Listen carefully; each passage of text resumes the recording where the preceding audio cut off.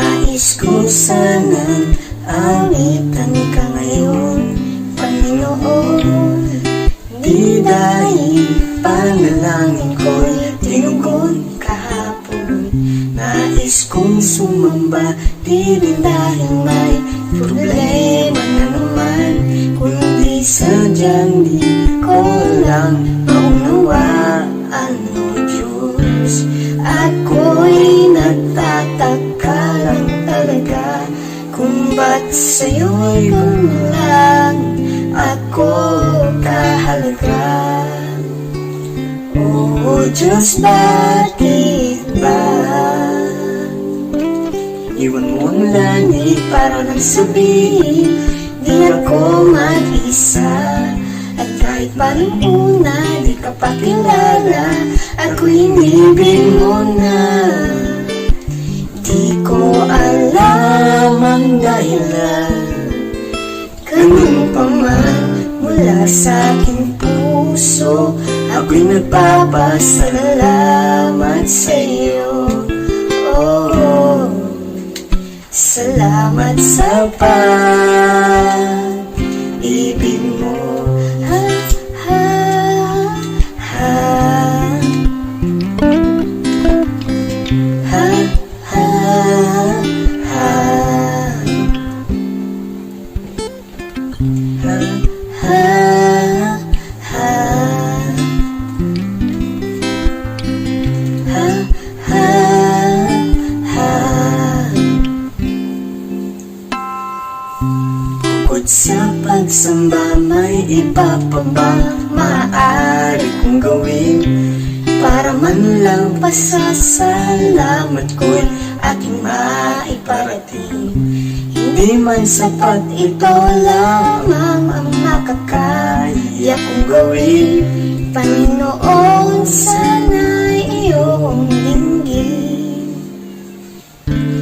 Ako'y namamanghalang talaga kung ba't sa'yo'y ganalan ako kahalaga. Oh Diyos, bakit ba iniwan mo ang langit para lang sabihin di ako mag-isa? At kahit paano una di ka pa kilala, ako'y inibig mo na. Di ko alam ang dahilan, ganun pa man mula sa aking puso, ako'y nagpapasalamat sa iyo.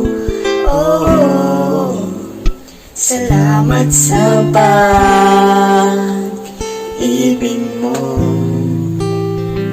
Di naman mababawasan ang iyong kadakilaan kung di mo inibig, o Diyos.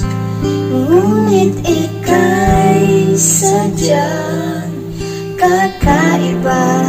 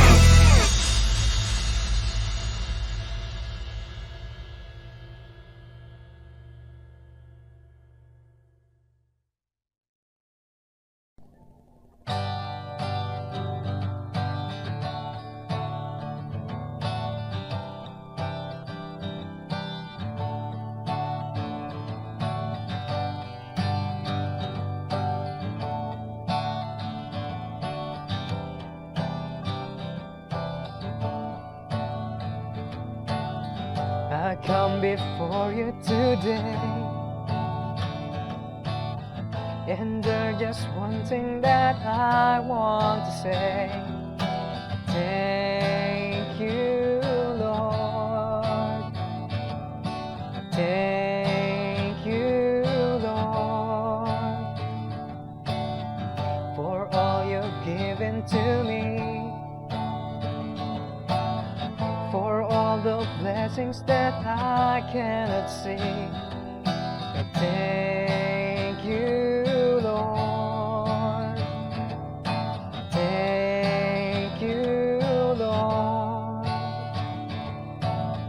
With a grateful heart, with a song of praise, with an outstretched arm, I will bless your name. Thank you, Lord. I just wanna thank you, Lord. Thank you, Lord. I just wanna thank you, Lord. Thank you, Lord.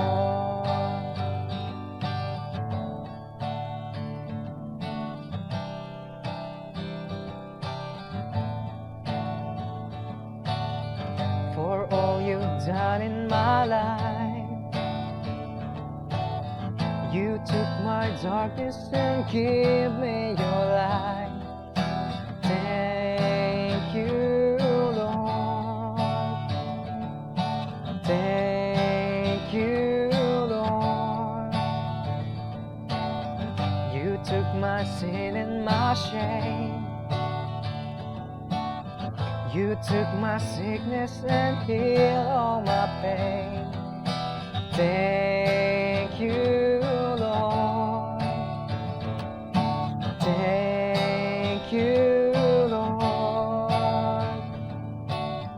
With a grateful heart, with a song of praise, with an outstretched arm, I will bless your name. Thank you, Lord.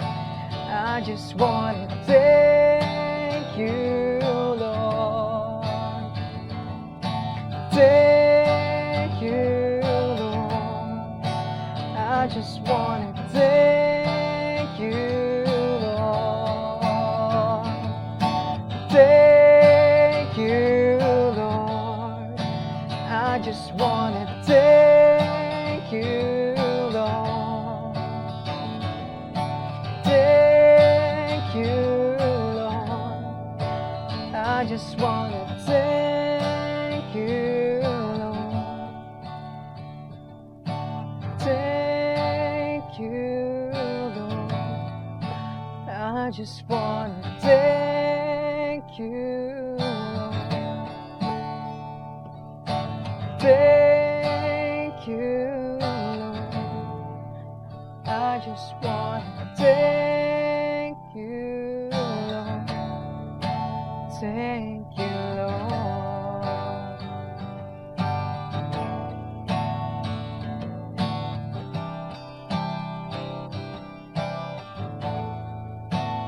Thank you, Lord.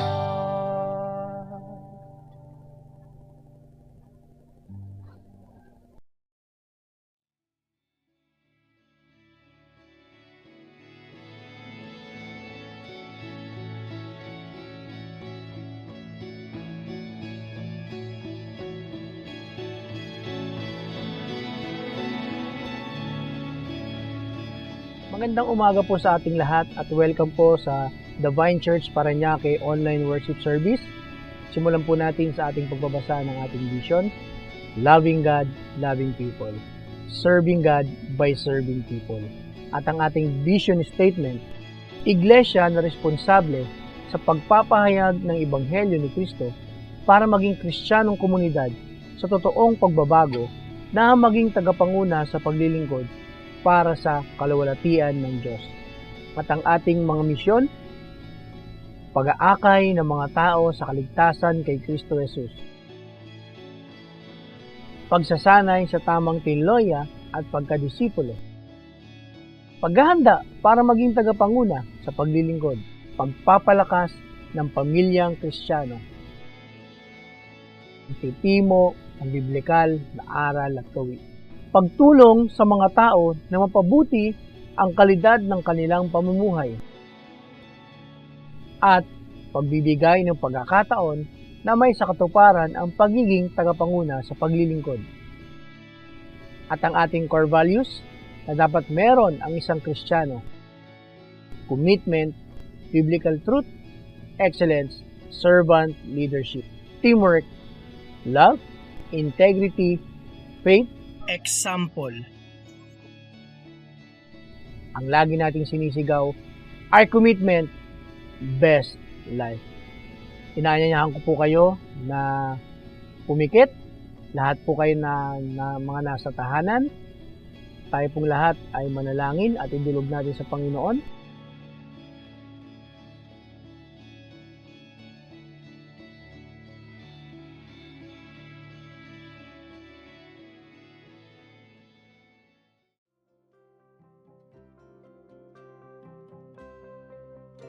Panginoon, maraming salamat sa walang humpay na gawa at kilos mo na aming nadaranas o nararanasan na araw-araw at yung buong isang linggo na naman pong lumipas.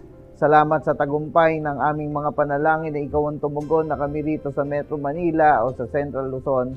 Ay talaga naman po, Lord God, na kami ay naiiwas mo sa isang malakas na bagyo at ito ay hindi tumama sa amin ng sentro.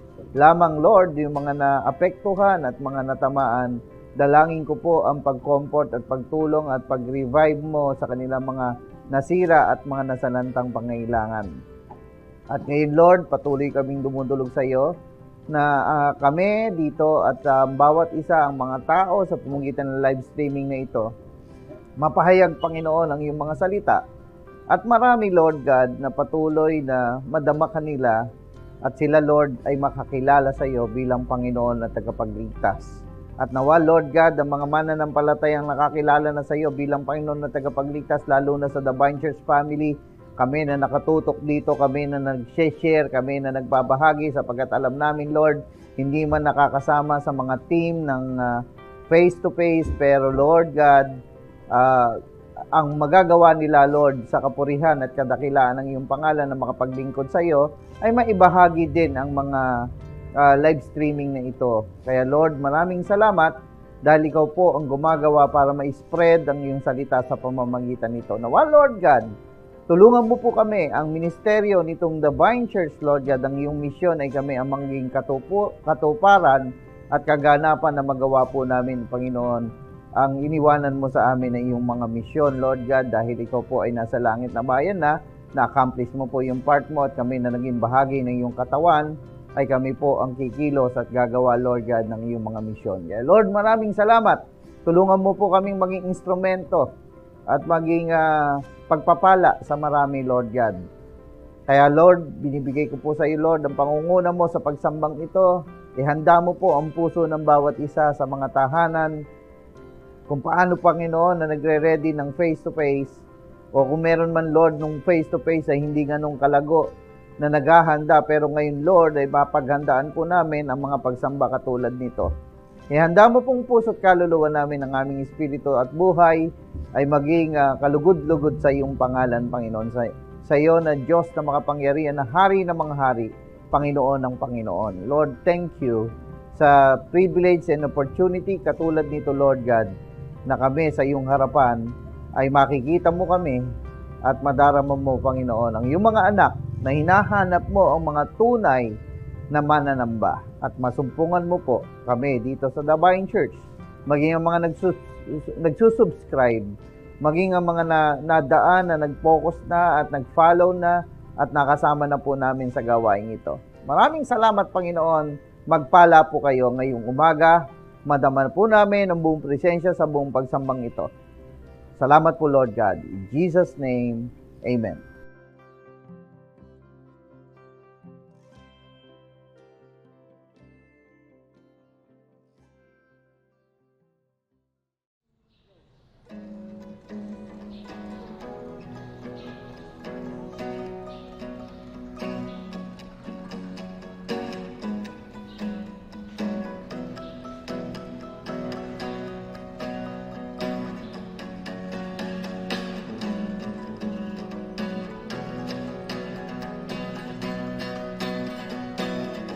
isang pinagpalang araw sa ating lahat. Sa ngayon, ito, narito muli tayo. Tayo ay magsama-samang magpuri sa Diyos na buhay. Sabi nga sa kanyang awitin, our God is greater, our God is stronger. God, you are higher and no other than that. Kaya dapat marapat lamang na siya ang purihin natin, siya ang maitaas natin. Sabay-sabay nating awitin, our God.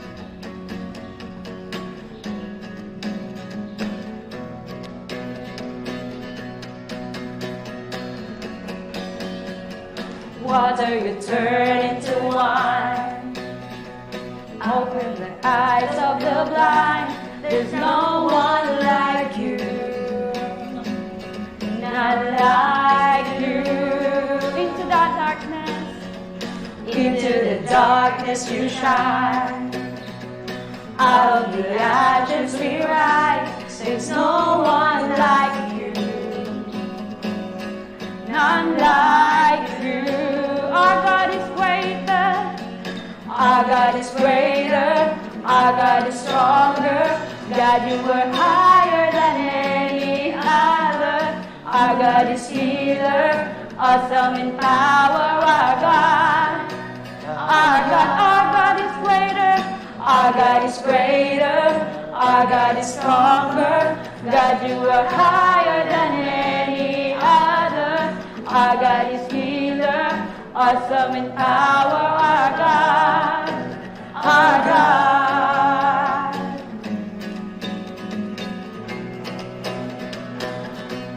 Water you turn to wine. Water you turn into wine. Out of the ashes we rise. There's no one like you. None like you. Into the darkness, Into the darkness we shine. Out of the ashes we rise. There's no one like you. None like you. our God is greater. Our God is greater, our God is stronger. God, you are higher than any other. Our God is healer, awesome in power. Our God is greater. Our God is greater, our God is stronger. God, you are higher than any other. Our God is healer, awesome in power. Our God, our God. And if our God is for us, then who could ever stop us? And if our God is with us, then who could stand against? And if our God is for us, then who could ever stop us? And if our God is with us, then who could stand again? Our God is greater. Our God is greater, our God is stronger. God, you are higher than any other.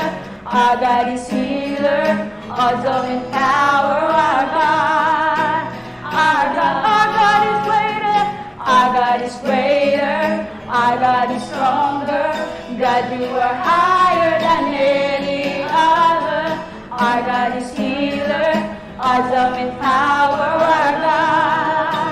Our God.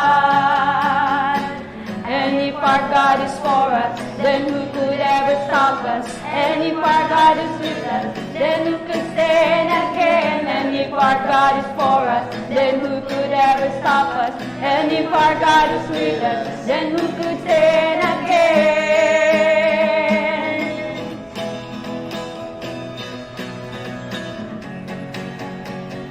Our God is greater, our God is stronger. God, you are higher than any other. Our God is healer, awesome in power. Our God, our God is healer. Our God is greater, our God is stronger. God, you are higher than any other. Our God is healer, awesome in power. Our God, our God. patuloy tayo na mag-awitan para kay Lord. Sabi niya sa kanyang, sa awitin na ito, we fall down, we lay our crown at the feet of Jesus. So, sabihin natin, Lord, you are holy. Lord, iyo lahat ng itong papurit pagsamba po, Lord God. Sa iyo namin ibinibigay, sa iyo namin ibinabalik ang lahat ng papurit pagsamba po, Lord God. Dahil marapat lamang po na lahat ng glory, lahat ng ito, Lord God, ay sa iyo. At marapat lamang po, Lord God, na ibalik namin ito sa inyo po, Lord God. Sabay-sabay nating awitin, we fall down. We fall down, we lay our crowns at the feet of Jesus. The greatness of His mercy and love at the feet of Jesus, and we cry, holy, holy, holy. We cry, holy, holy, holy. We cry, holy, holy, holy is the Lamb.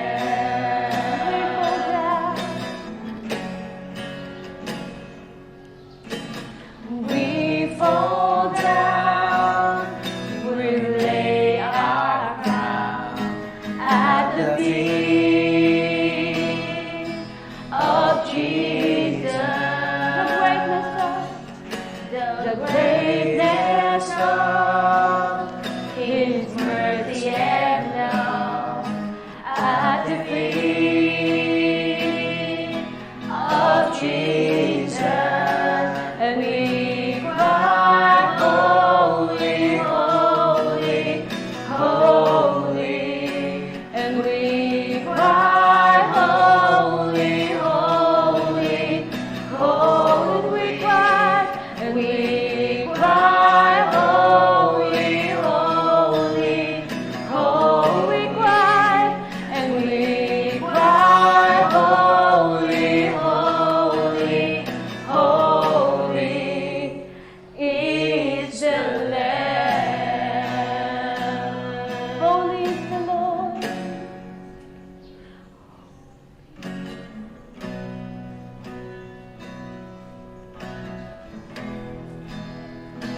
Yan. Sabay-sabay nating awitin, holy is the Lord, God Almighty. Dahil siya lang at siya lang ang dapat nating papurihan sa araw na ito.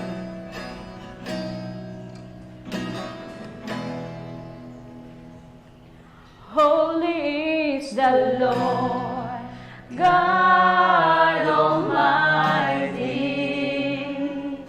The earth is filled with His glory. Holy is the Lord, God Almighty.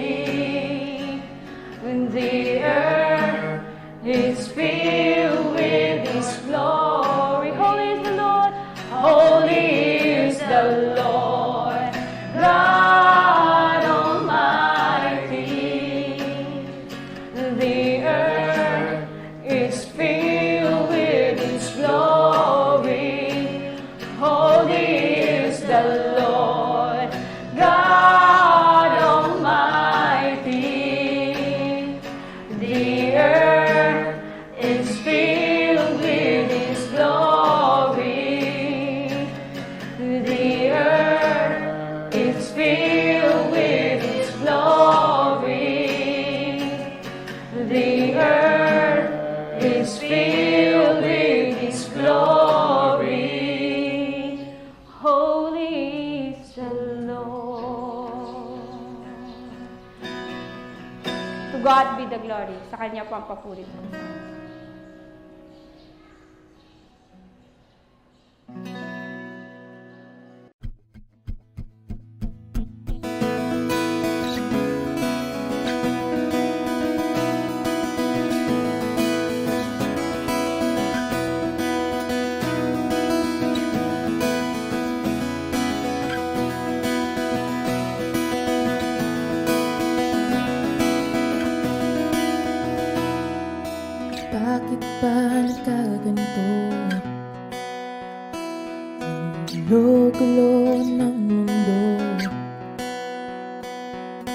sa kasalanan ko. Posible bang mapatawad mo? Lumalapit, lumalapit sa'yo. Sana ako'y patawarin mo. Lumalapit, lumalapit sa'yo. Pagkakataon ang kailangan ko.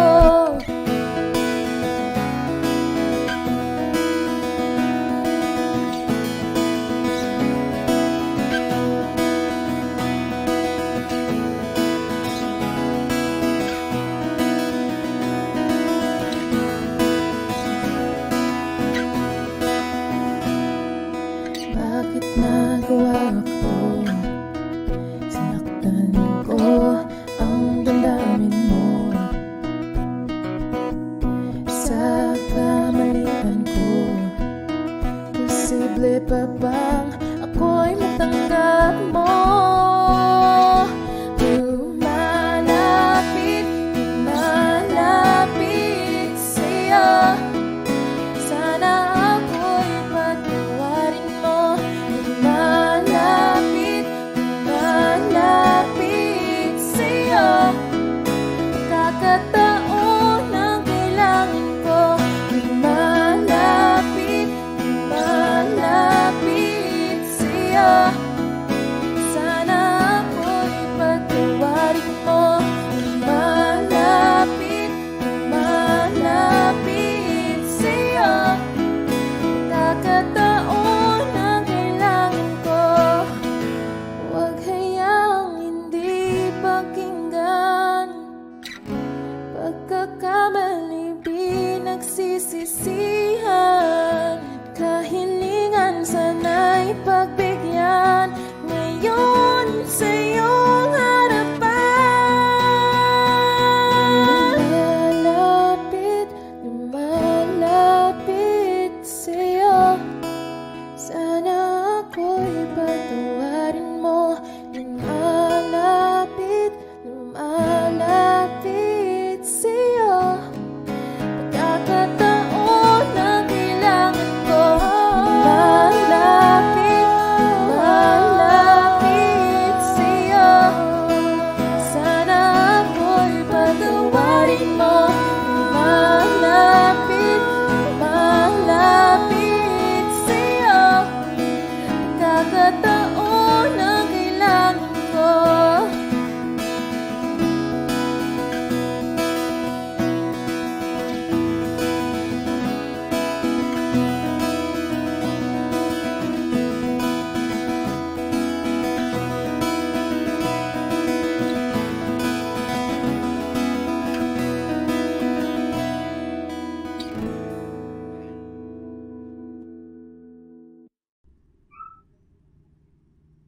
Okay po mga kapatid, magandang umaga po sa ating lahat at ngayon po ay talaga namang lahat ay maraming naghanda, nagready ng kanilang mga puso at isipan para sumamba sa ating Panginoon. At ngayon naman, pagkatapos po nating mag-awitan ng mga papuri, pasasalamat, pagdakila sa Panginoon na talaga namang nasasamba natin siya through singing. At ngayon naman po ay tayo naman po ay makakasamba rin sa Panginoon through listening, ano ho? Time na makikinig po tayo sa kanyang mga salita na mga itinuturo at nagpapasalamat din ako sa privilege at oportunidad na nakapagpapahayag po tayong nagagamit na na-share po ang mga salita ng Panginoon. So ngayon pong umaga ay patuloy po tayo sa tema nating Have I done my best for Jesus? Have I done my best for God? Ano ho? Nagawa na ba natin ang pinaka-the best sa Panginoon o ginagawa po natin ba ang the best para sa Panginoon?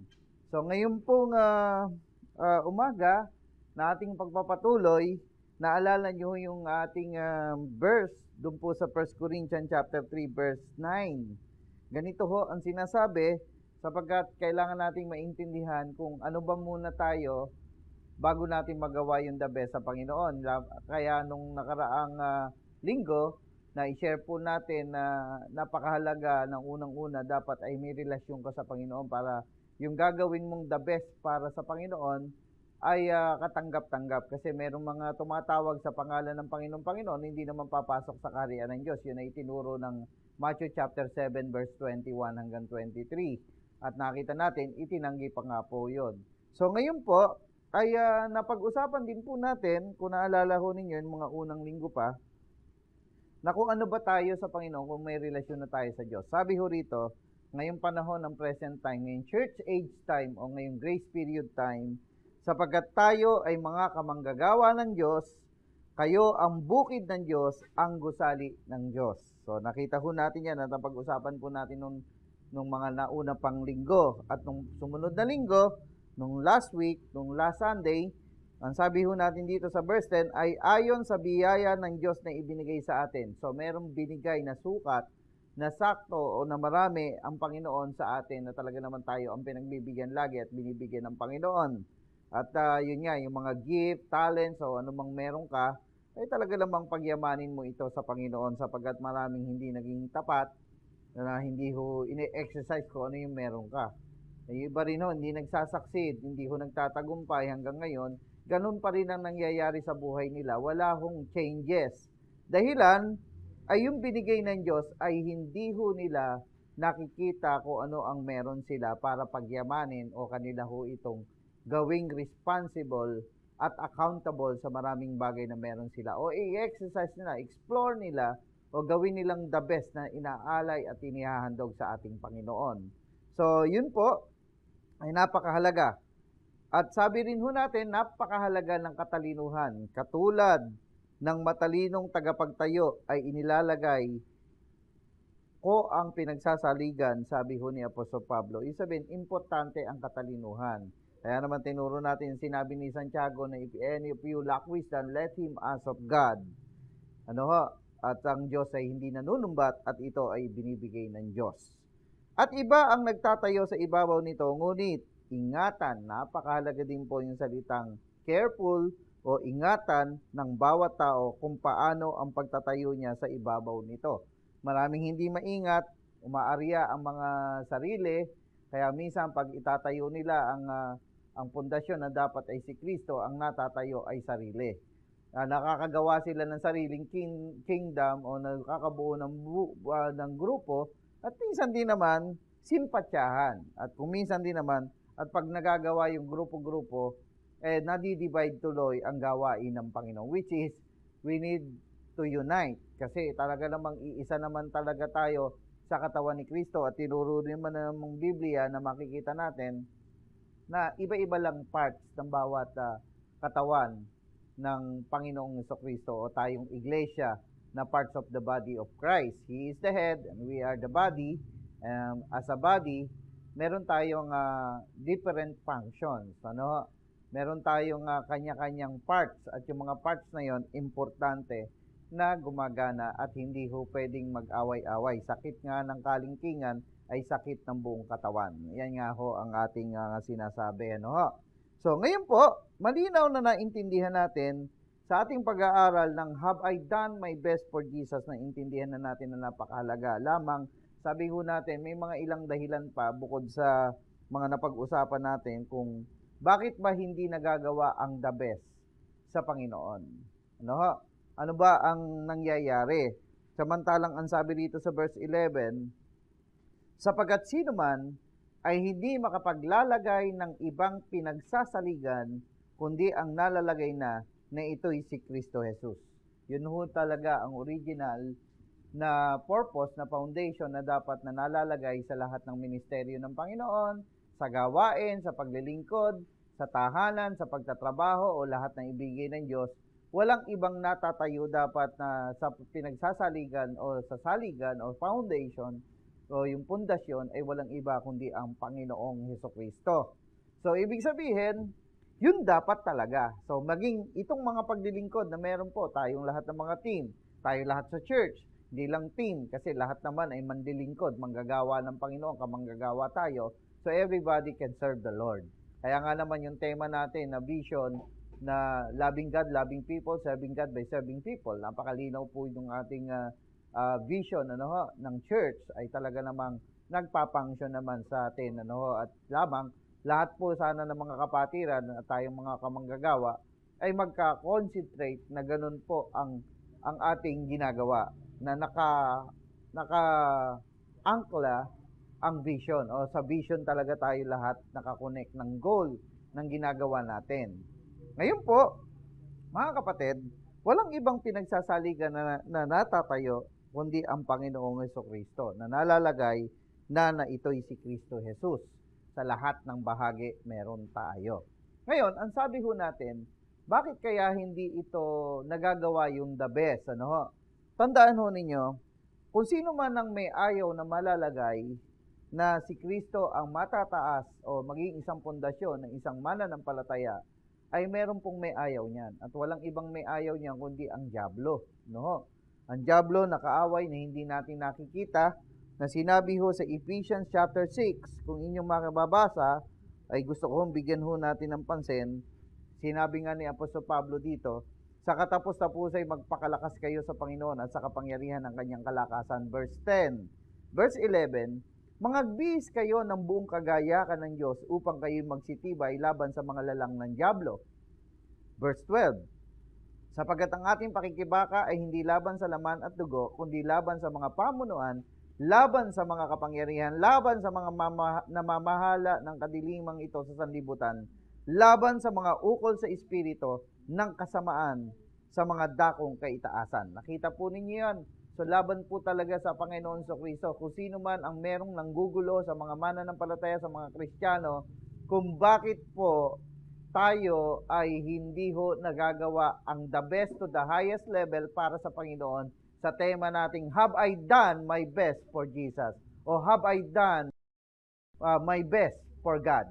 So, this time, ang dahilan po, mga kapatid, kung bakit hindi nagagawa ang the best, ay meron pong dyablo na magulo sa buhay natin. No?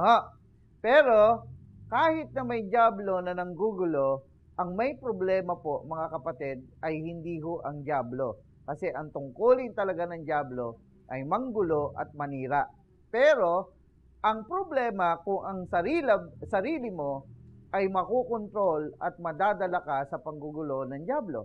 Kasi ang sabi ho dito sa verse 11, pinagbibihis ho tayo ni Apostol Pablo ng buong kagayakan ng Diyos upang kayo magsitibay. Tumibay talaga tayo. Saan? Laban sa mga lalang ng dyablo. So, ibig sabihin, may dyablo ho na kalaban tayo na ang gusto ay wag mataas ang Panginoong Jesucristo. Ang gusto ay wag malagay ang pundasyon na nalalagay ay si Kristo. Kaya ang ginagawa ng dyablo, nanggugulo. Marami siyang lalang. Pero, importante ang ating mga sarili. No? Ang sarili natin ay napakahalaga sapagkat tayo ang nagdidesisyon kung kayo ay natutukso at nadadala ng dyablo. Kung tayo ay nahihikayat, kung tayo ay nabubuyo o naaapektuhan. Kasi kung mapapansin nyo sa Santiago, si James din po ay nagbanggit sa James chapter 1 verse 14, no? Ang sabi niya, kundi ang bawat tao ay natutukso pagka nahihila ng sariling kagustuhan at siya ay nahihikayat. Ibig sabihin, all of us have a desire, and through that desire, doon tayo inaatake ng dyablo. No? Kaya nga naman, nung naalala ko, nung tinuturo natin para magtagumpay ka, ang gagawin mo ay i-check mo yung desire mo kung tama ba o mali. Ito ba'y kalooban ng Diyos? Kagustuhan ba ng Diyos?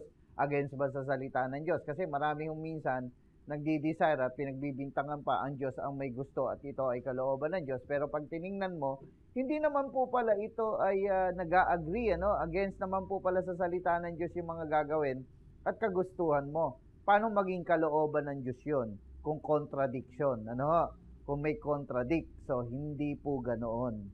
So, ibig sabihin, kung may dyablo na kaaway na gumagawa at sumisira ng ating pong mga kapatid, ng ating mga pundasyon na natatayo na dapat ay ang Panginoon Jesucristo, ay huwag mong pabayaan ang iyong sarili na maging mahina.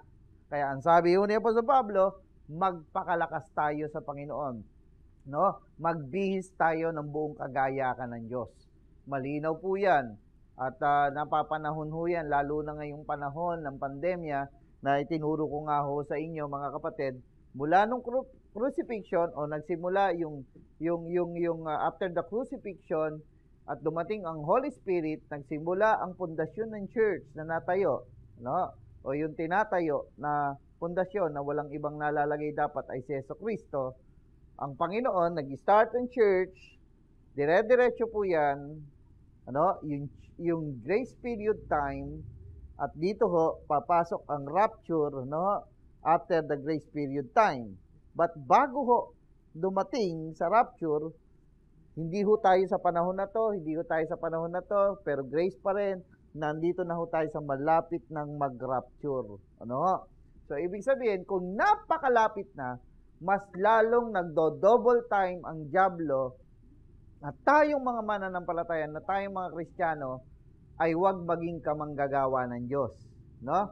Huwag ho tayong maging cultivated, masira tayo, malason tayo ng mga pamamaraan na ginagawa ng mga kaaway. Ano? At kung mapapansin natin, ay nasabi naman po yan, kung di ako nagkakamali, sa 1 Timothy chapter 4 verse 1. Sabi dito, ngunit hayag na sinasabi ng Espiritu na sa mga huling panahon, ang iba'y magsisitalikod sa pananampalataya at nangyayari na po, maraming mananampalataya nagsisitalikod at mga kikinig sa mga espiritong mapahikayat sa mga aral ng mga demonyo.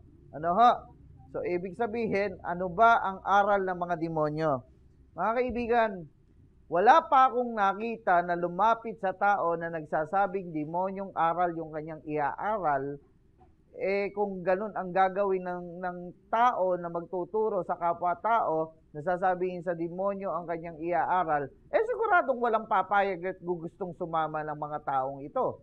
So, ibig sabihin, ang mga espiritong mapanghikayat ng aral ng mga demonyo ay hindi nagpapakilala na siya ay demonyo. At hindi rin siya nagpapakilala ng kanyang aral ay aral ng demonyo. Di ba po? Kasi wala naman sa ating papayag. Kayo dyan sa mga tahanan nyo, may papayag ba sa inyo kung magtuturo? Sasabihin niya, aral ng demonyo ang ituturo niya. Siguro, walang papayag. Lamang, ay ang ginagawa ho dito ng dyablo, nandadaya. Sabi ko nga sa inyo, great imitator yan eh. No? Magaling mag-imitate. Parang Kristiyano ko, no? Hindi pala tunay na Kristiyano. Kasi ang tunay na Kristiyano, hindi intellectual lang. Kasi marami kayong makikita, matatalino, marurunong, magaling sa Biblia, pero wala palang experience na nakilalang natanggap at nanampalataya na siya ay nag-claim ng kaligtasan. Kaya naman sila, pag tinanong mo, hindi rin nila sigurado ang kaligtasan, hindi rin naman pananganan yung pinangako ng Panginoon na whosoever believes in Him should not perish but have everlasting life. Hindi nila matanggap yung everlasting life na ganun-ganun lang kadali. Hindi nila makita yon na hindi effort ng tao, kundi in-effort ng Panginoon na kumpletong ibinigay, na yun naman ay natanggap natin, at nung natanggap natin talaga namang kumpleto, na tayo ho ay nag-claim ng kaligtasan, at gano'n naman ang pananampalataya, walang pag-aalinlangan. Maraming makita na nananampalataya, nag-aalinlangan. So, paano mo sasabing pananampalataya yan? So, ibig sabihin, maraming nag-aakala na sila ay sa Diyos, pero kung minsan, sila ho yung mga espiritong mapahikayat na ginagamit ng kaaway para i-distract ang pundasyon na natatayo na walang iba kundi ang Panginoon Kristo. So one of the reason na nakikita natin kung bakit na ang Kristiyano o mga mananampalatayang katulad natin ay hindi nagagawa ang the best para sa Panginoon. Kasi nga may demonyo, kasi nga merong sarili na mahina. So kailangan maging malakas. Nakuha ho ninyo? So, paano ba tayo maging malakas? So, mga susunod mo, mapag-uusapan natin ng husto yan. Pinag-uusapan muna natin, kailangan natin malaman muna ang mga pamamaraan na gawa ng kaaway at malaman mo muna kung sino ang mga dahilan kung bakit ikaw ay hindi nakakagawa ng the best to the highest level sa Panginoon. Ang dahilan, may demonyo na nanurukso, nang bubuyo sa iyo, nang iinggan na ikay maglilingkod na sana, nag-commit ka pa, pagkatapos mo mag-commit, bigla ka nang aatras. Nung una, bugso ng damdamin, napakainit mo, napakasigla mo, talaga naman, nagsasalita ka pa, habunin ko pa yung Diablo na yan, kaya ko yan. Sabi nga tuloy ng mga verse tuloy, nag-aakalang nakatayo, mag-ingat baka mabuwal. Ayun ang nangyayari. Overconfident, no? Kapag naging arrogant tayo, nawawala na yung Diyos ang umiiral sa atin. So maglilingkod ka na sana, pero nabuyo ka, nadala ka ng kaaway ng mga espiritu mapahikayat. Most of the time, sabi ko nga sa inyo, walang masama ang mga gadgets. Walang masama ang mga application na mayroon tayo, pero yung mga application na yan, kapag hindi maayos ang iyong spiritual life, huwag mo nang gamitin. Bakit? Kasi pag ginamit mo yan, ang gagawin lang sa'yo, tutuksuhin ka at dadalhin ka sa mapanghikayat na dala ng kaaway, na instead na okay ang spiritual life mo, nagbabad ka sa Bible reading, nagkaroon ka ng Bible study, nagkaroon ka ng devotion and quiet time, hindi nangyari. Ang nangyari, na-focus ka na kung ano-ano sa laman ng iyong gadget. Kung hindi Facebook, kung sino-sino nakachat mo, minsan nagtipling, nandadaya, ng loloko, minsan naman ay ano pa ba, merong mga focus ng laro. Sabi mo, 10 minutes lang, maglalaro ka sandali, relax mo lang kasi pagod ka. Pero nauubos na yung magdamag. Hanggang ngayon, na-addict ka na sa paglalaro. Hindi lang paglalaro, kundi yung mga bagay-bagay pa rin ng mga pinagagagawa mo na hindi naman related na makalalakas ng spiritual life mo. Ang nangyari, naging dull pa rin ang isip mo. Instead na nagpapahinga ang physical na katawan mo, nagpupuyat ka ng todong-todo at pagkatapos, mabigat na ang katawan mo. Paano na yung spiritual life mo? Naapektuhan na, pumayat na. Ang napakain mo na napakain ay yung utak mo na mga basura. Ano? Basura na hindi nakakalakas sa pananampalataya ay hindi nakakalakas sa spiritual na buhay. ML ka ng ML. Ang dami mong pwedeng gawin. May biyaya nga ang Diyos na ibinigay sa iyo na dapat mong pagyamanin at may gift ka nga, may talent ka. Sa ML ba, talented ka, naging milyonaryo ka ba dyan, kumikita ka ba ng 100,000? At tapos ikaw ay naglilingkod sa Panginoon? Hindi. Anong nangyayari dyan sa ML? Sabihin mo, libangan. Libangan! Kung naglilibang ka, yung wala kang gagawin, nakapag-devotion ka na, nakapag-prayer time ka na, nakapag-quiet time ka na, inuna mo ang Panginoon, pagkatapos nag-ML ka, hindi ho pang magdamagan. Hindi po pang 1 oras, 2 oras, 3 oras. No? Kung 10 minutes na sumili ka na, kalaro-laro, okay na. That's it. Hindi ko sinabing masama ho ang ML. Masama kung addicted ka na. So mga kaibigan, kumusta ang spiritual life mo? Magagawa mo bang the best to the highest sa Panginoon?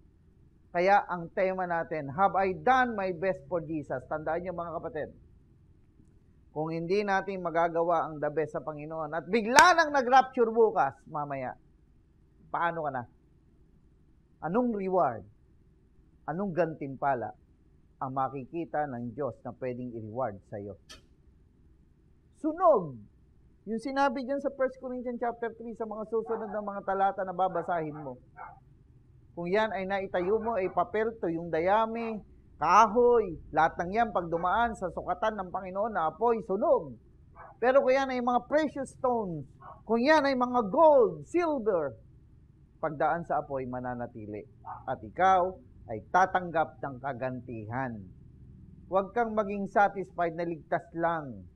Sapagkat ang tunay na ligtas, naniniwala ako, ang disenyo na ng Panginoon sa tunay na tumanggap sa Panginoon na nampalatayang naligtas ay nagmamanifest sa pamamagitan ng gawa. Kaya ka gumagawa dahil ligtas ka na. Kaya ka gumagawa ng mga magagandang bagay. Kaya ka nababago dahil ligtas ka na. Hindi yung kaya ka gumagawa na ng mabuti ay para maligtas. Maling-mali ho yun.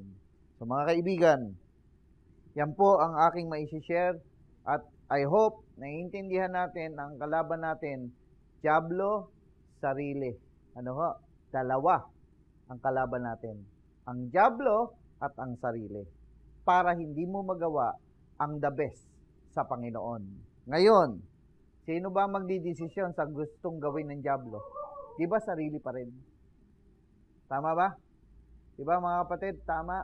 Sarili pa rin ang magdidesisyon sa gawa ng Diablo sa iyo. Kaya pala tinuturo ni Apostol Pablo magpakalakas kayo sa Panginoon. Ano ba ang problema sa ating mga sarili? Ito ho, ang problema sa ating mga sarili, sabi ng 1 John chapter 2, verse 15, ganito ho ang sinasabi. Tingnan niyo ho ito. Huwag ninyong ibigin ang sanlibutan, ni ang mga bagay na nasa sanlibutan. Kung ang sino man ay umibig sa sanlibutan, ay wala sa kanya ang pag-ibig ng Ama. Kaya pala minsan, kahirap-hirap na talagang anong prayer na panalangin na hinihiling mo para ibuhos sa iyo ng Panginoon ang mga sagot sa iyong mga panalangin na hindi ka matugunan. Kasi nga, mas mahal mo ang sanlibutan kaysa sa Panginoon.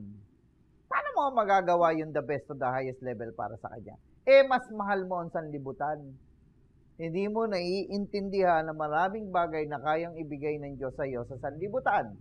At para malaman mo na mahal mo ang Diyos, kung meron ka mga bagay na yan na nasa sanlibutan, ay nagagamit talaga dapat sa Panginoon. Pero kung hindi nagagamit sa Panginoon, isang malaking problema po iyan. Mga kapatid, kung kayo nakikinig ngayon, at wala nang dating sa iyo to, sasabihin ko sa iyo, ang kalagayan ng spiritual life mo ay isa ng matinding sitwasyon na kalagayan. No? Red alert ka na. No? Masyado ka ng malayo, masyado ka ng manhid, wala ka ng nararamdaman sa Panginoon. Kaibigan, wala ka na tuloy magawa na the best para sa Panginoon. Huwag mo nang hintayin na may mahal ka pa sa buhay na matinding maranasan. At huwag mo nang hintayin na ikaw mismo ay magdusa sa tapik at kilos ng Diyos. Repent. Sabi nga ho ng Biblia, sabi ho ng Revelation chapter 2. No ho? Sabi niya, ngunit meron akong laban sa inyo. Iniwan mo ang iyong unang pag-ibig. Pero may sagot. Kung iniwan mo unang pag-ibig, may solusyon. Ang sabi ng Biblia, alalahanin mo kung saan ka nahulog, magsisi ka, at ibalik mo uli ang mga dati mong ginagawa. Kung hindi, aalisin niya ang candlestick, ang kandelerong ginto. What does that mean? No? Ano ang ibig sabihin nun? Mga kapatid, aalisan ka ng happiness, yung joy, yung favor, o marami pang pwedeng sabihin.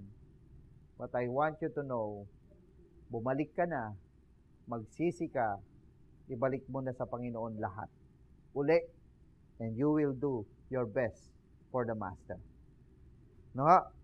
Sabi ho rito, huwag ninyong ibigin ang sanlibutan ng mga bagay na nasa sanlibutan, kung ang sino man ay umiibig sa sanlibutan, ay wala sa kanya ang pag-ibig ng Ama.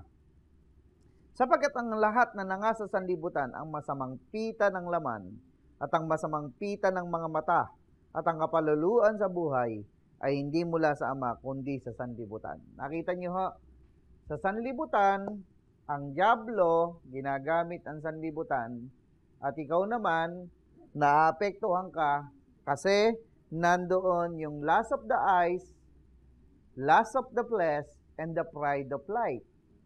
So, meaning to say, nandito po ang problema natin pagdating po sa paggawa ng the best sa Panginoon na hindi mo magagawa, kaya kailangan mo ng kalakasan.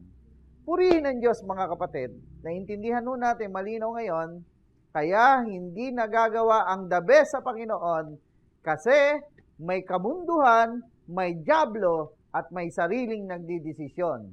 So ngayon, ang kailangan natin, kalakasang nagmumula sa Diyos. Purihin ang Diyos, ang Divine Church. Tayo po, ang church natin. Meron po tayong pagmi-minister. Kaya kayong mga kapatiran, lahat ng nanonood dito, hindi ka man po kasama dito sa local church ng ating Divine Church dito sa Parañaque o Moonwalk, at ikaw'y nag-subscribe, ikaw ay nakadaan, ikaw ay nanonood na regular at nag-follow, mag-message po kayo. Kami ho ay handang mag-minister para sa inyo. So, yun po ay paraan para tayo ho ay mapalakas. Kaya yung every midweek po, meron po tayong pinalalabas, yung 10 guidelines po natin ng ating Two Hands Discipleship. You can learn a lot. Pwede kang maka-avail nito, pwede kang makapanood, pwede kang makipag-message sa amin, pwede namin kayong sendan ng video ng dire-diretso hanggang matapos po ito.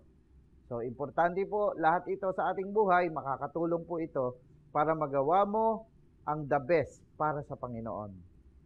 Maraming salamat po. Baka yung iba nagtatanong, puro sa Panginoon, paano sa pamilya ko?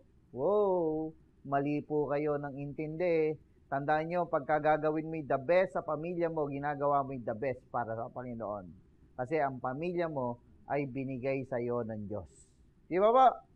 Pero kung ikaw, tatamad-tamad ka, wala kang ginagawa sa pamilya mo, paano mo magagawa yung the best sa Panginoon? Bakit ka naging tamad? Kinain ka na naman ng sistema ng mundo. Nagpaalipin ka na naman sa gawa ng demonyo. Kaya ang sarili mo, humina.